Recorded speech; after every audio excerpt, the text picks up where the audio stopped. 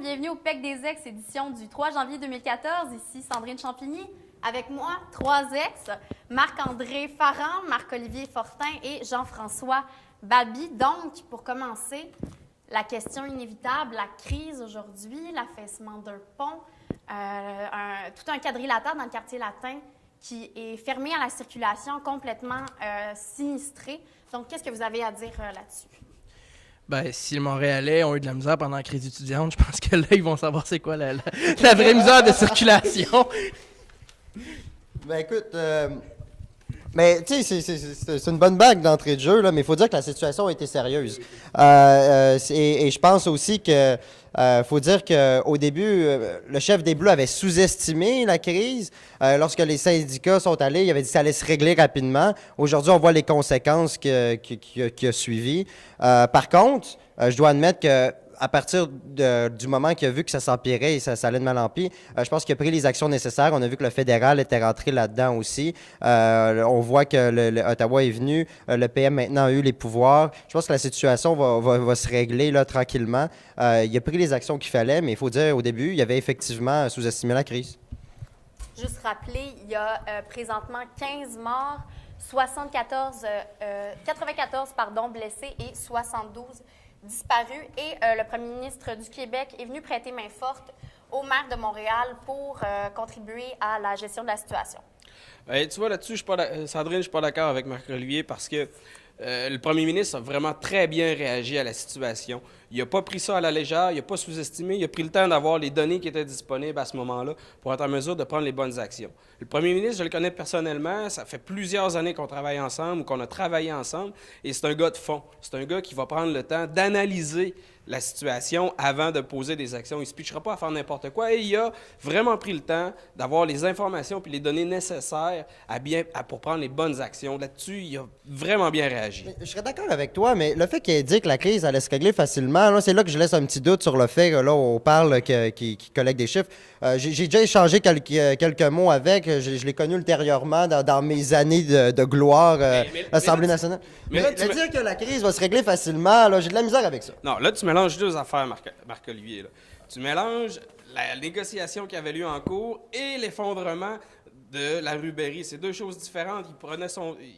Il avait confiance dans un dénouement rapide au niveau des syndicats et il est arrivé un événement tragique et c'est à ce niveau-là qu'il a très, très bien réagi. Mais je pense que, au-delà de la réaction du premier ministre et de l'équipe gouvernementale, moi, je penche un peu plus du côté là, de Jean-François à ce niveau-là. Je pense que la crise a relativement été bien gérée. Mais au final, c'est pas évident de réagir à une crise comme ça. Si on regarde les faits, les événements, une fois que les équipes d'urgence sont en place, une fois que le roulement se fait, puis que le déblayage commence à se faire, qu'on commence à compter les victimes, c'est pas une crise politique comme on a connu parfois dans les années antérieures. Là, c'est une crise presque humanitaire. Donc, à ce niveau-là, une fois que tout est en place, pas grand-chose d'autre que le premier ministre peut faire, à part apporter son soutien aux familles des victimes, puis d'aider financièrement là, ceux qui vont être dans le tort, puis d'aider les Montréalais aussi, là, qui vont devoir vivre avec cette situation-là, par les détournements et tout.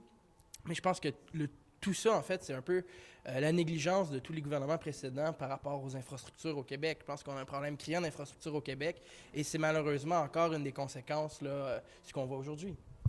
Mais juste pour revenir, au début, on parlait, c'est parce que la crise a commencé quand les syndicats étaient dans la rue, puis avant qu'on commence à pointer du doigt là, les acteurs, il faut dire que le maire avait absolument raison d'ajuster les fonds de retraite, d'ajuster les salaires en fonction de la productivité au Québec. Je pense pas qu'il faut l'accuser. Je pense même, il avait raison, puis les syndicats, tant qu'à moi, sont responsables là, de l'escalation de la crise en ce moment. Mais je suis. Ben là, écoutez. Là. L'itinéraire de la manif n'était même pas parce que ça s'est effondré. Écoute, regarde, dans la manif étudiante, il y a aussi des segments de rue qui ont tombé.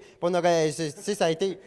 Regarde. Hey, à côté de mon bureau, dans le temps que j'étais au privé, là, on a vu ça, le centre-ville de Montréal. Ça aurait pu faire des morts, cette affaire-là. Non. Écoutez, là. Mais regarde, on était d'accord, là. Là, je vois pas c'est quoi la discorde. Là, on était d'accord que le PM avait bien géré la crise jusqu'à présent. Moi, je dis juste, il faut pas pointer le doigt vers le maire, il faut pointer le doigt vers les syndicats.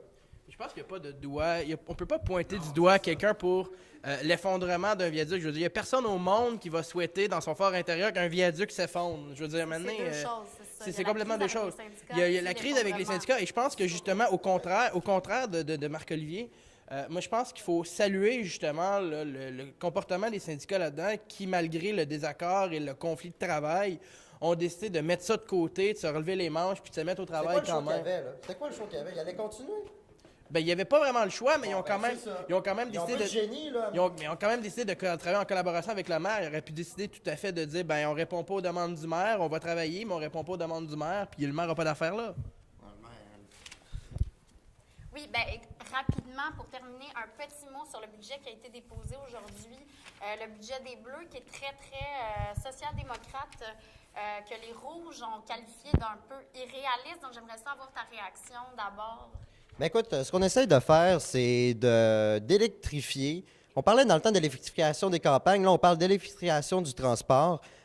Et on le fait sur le dos du monde. On le fait sur le Québécois moyen, en taxant sur l'essence, des bornes électriques en pu finir, de Bécomo à Gatineau.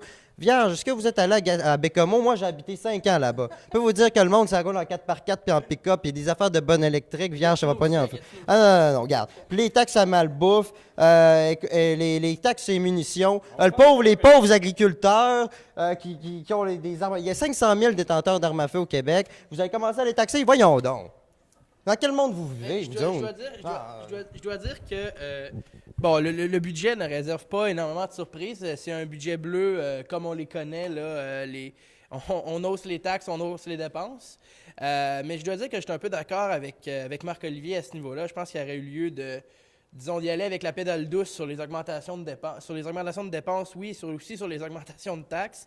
Je pense qu'au Québec, on est dans une situation budgétaire qui ne nous permet pas vraiment là, de jouer avec les chiffres à ce niveau-là. La dette qui atteint près de 60% du PIB, la dette nette qui atteint près de 60% du PIB.